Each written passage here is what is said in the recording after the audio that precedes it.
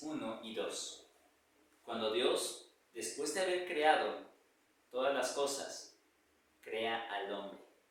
Dice, hagamos al hombre a nuestra imagen conforme a nuestra semejanza. Aquí este término hagamos es un término plural, un término que refleja majestuosidad, que refleja grandeza y que refleja también la pluralidad de la persona de Dios, del ser de Dios, en sus diferentes personas. Sus tres personas están ahí participando. El relato de Génesis nos dice que Dios creó directamente al hombre del polvo de la tierra. Dios, con todo el resto de la creación, habló y fue hecho. Pero con el ser humano, dice que lo formó del polvo de la tierra. Es decir, fue una creación especial, algo diferente, algo único. Dios se involucró de una manera más personal en esto para impregnar su imagen en el hombre. Y también creó a la mujer. Igual, dice que tomó de la costilla de Adán para formarla. Pudo haber hablado y la mujer también hubiera venido a ser creada. Sin embargo, así como creó al hombre de una manera especial y personal, también creó a la mujer de una manera personal, de una manera especial, de una manera única, lo cual nos muestra que tanto el hombre como la mujer delante de Dios tienen un valor, que Dios mismo les ha otorgado, no la sociedad, no su producción, nada de ello, sino es Dios quien les ha otorgado el valor como hombre y como mujer, poniéndoles su imagen, la imagen de Dios en ellos. Dios los creó con un género específico. Al hombre, Adán lo creó como hombre y a Eva como mujer. Y lo hizo único, lo hizo diferente a todas las especies. No fue un animal más. El ser humano es único porque es reflejo de Dios. Eso se refiere a la Biblia cuando habla que el hombre fue creado a imagen de Dios conforme a su semejanza. El hombre es el reflejo de Dios para representarlo aquí en la tierra, para ejercer los atributos comunicables de Dios, los atributos que puedan asemejarse a Él. No sería Dios, el hombre jamás ocuparía el lugar de Dios, ni siquiera llegaría a ser una especie de semidios o una especie de deidad. Ese no era el propósito. El propósito es reflejar a Dios tal cual es. Esto es, el hombre tiene un propósito, es hecho a la imagen de Dios. A eso se refiere la expresión imago Dei, que se llegó a usar mucho en el tiempo de la Reforma, que hablaba del reflejo, como un espejo hoy en día.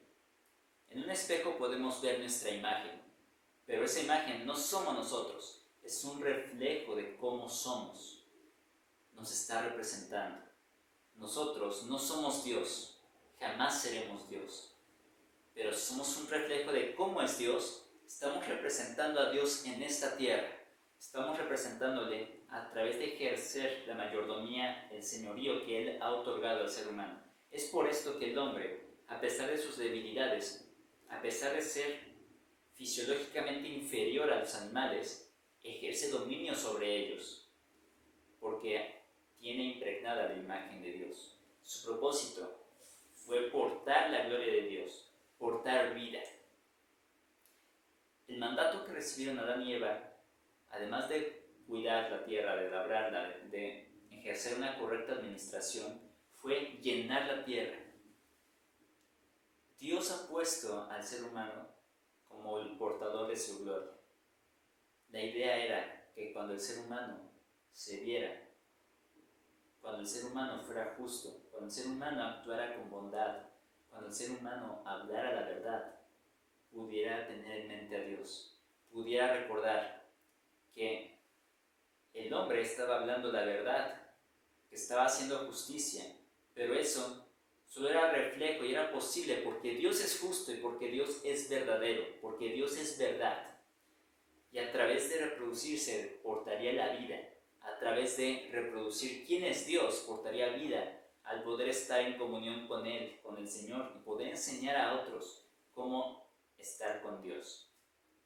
La imagen de Dios es la representación de la persona de Dios en nosotros. De los atributos que Dios comunica al ser humano, podemos mencionar algunos. Hay atributos no comunicables de Dios, es decir, que no se transfieren, que no son parte de la imagen de Dios en el hombre, como la omnipresencia, es decir, que todo lugar está ante Dios, que Dios está en todos lados, no hay nada que se esconda de Él. El ser humano no tiene esa capacidad. La omnisciencia, que es conocer todas las cosas y conocer por anticipado, el ser humano no puede hacer eso, aunque podemos conocer, no podemos conocer todo y no podemos conocer con anticipación. Y la omnipotencia.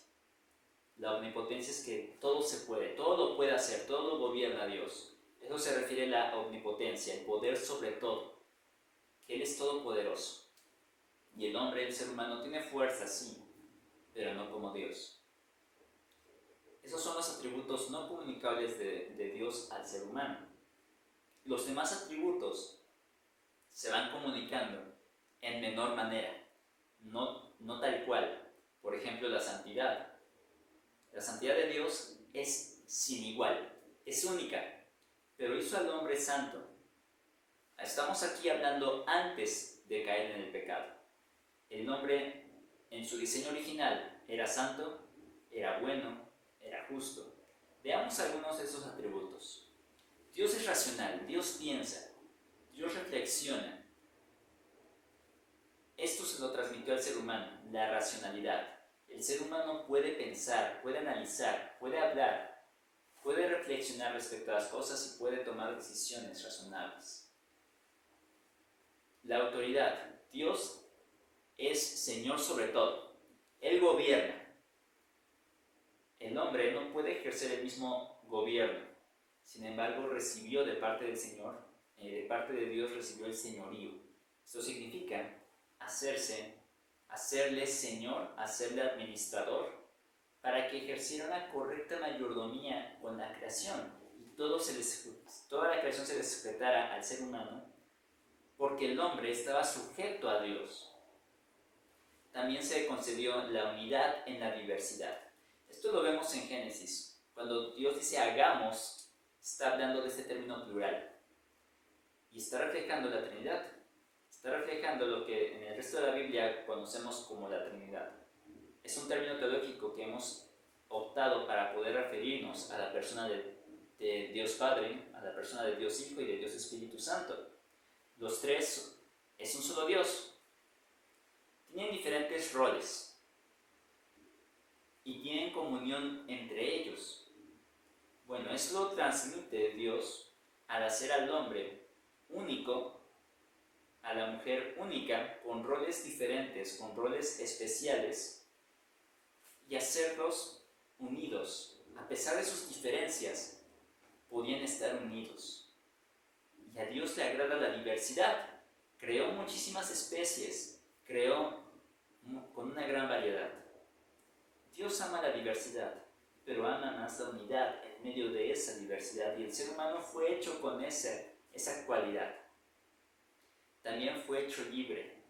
El libre albedrío podía ser ejercido correctamente cuando Dios crea al hombre. El hombre podía decidir cómo adorar a Dios de mejor manera. Y también tenía la opción de decidir una vida sin Dios, lo que finalmente hizo. Lo veremos más adelante. Y Dios es bondadoso y es justo. Transmite estos atributos, estas virtudes al hombre, que era bueno. Adán y Eva fueron los únicos seres humanos buenos antes de pecar. En la creación eran buenos. Después veremos, cuando entremos en la doctrina del pecado, cómo todo esto se corrompe. Pero ellos eran buenos, eran justos. Podían reflejar a Dios y actuar de acuerdo a como Dios hubiera actuado, a como Dios pensaba, porque conocían a Dios, tenían comunión con Él. Y Dios tiene una personalidad, características que lo hacen único, que lo hacen diferente de todo, pero que lo hacen personal. No es un objeto, no es una fuerza, no es algo impersonal. Y así hizo al ser humano. El hombre y la mujer tienen personalidad, y son personalidades diferentes. Vemos diferentes personalidades. Un hombre no se parece a otro, una mujer no se parece a otra. Cada uno de nosotros somos únicos. Podemos tener rasgos semejantes de personalidad, pero no seremos totalmente iguales. Dios colocó en nosotros su marca.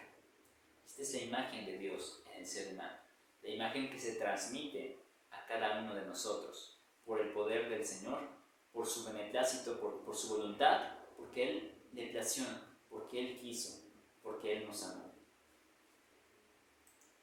Esta es la imagen de Dios. Hacer del hombre un ser racional con capacidad intelectual, hacerle un ser volitivo, es decir, con voluntad, con libertad moral, un ser personal con la habilidad para amar primero a Dios y amar a su prójimo, y un ser emotivo con sentimientos. Veremos cómo esto fue distorsionado y afectado por el pecado, pero hasta Génesis 2 el ser humano era así, era una creación buena, como Dios lo dijo, como Dios lo afirmó. Las limitantes de esta imagen de Dios en el hombre es que el ser humano necesitaba alimentarse. El ser humano necesitaba un ambiente para habitar, necesitaba comunión con otros. Dios diseñó al hombre para que no estuviera solo. Diseñó al hombre para que necesitara de él, para que necesitara a Dios. Separados de Dios no podemos hacer nada. La vida sin Dios no tiene sentido. Entonces Dios diseñó al hombre para que a través de sus necesidades recordara que su mayor necesidad es Dios. En resumen, el ser humano tiene su origen en Dios.